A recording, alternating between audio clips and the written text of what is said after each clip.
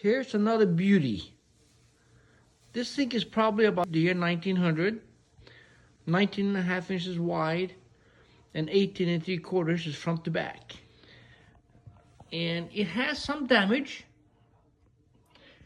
So this sink probably will not go in as a working item. But again, it is 125 years old. Here's the underside of the same sink. And as you can see, this is a damaged area right here. Some sort of impact on the inside has created this on the outside, which is one of the reasons we probably wouldn't recommend installing this as a regular sink, as a work sink.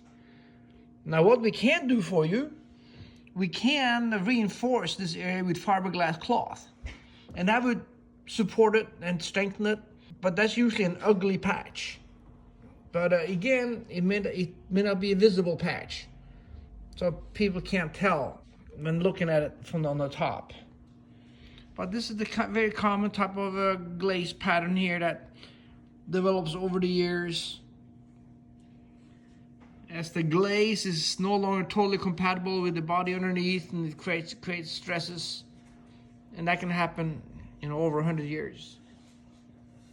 It's quite a pretty piece.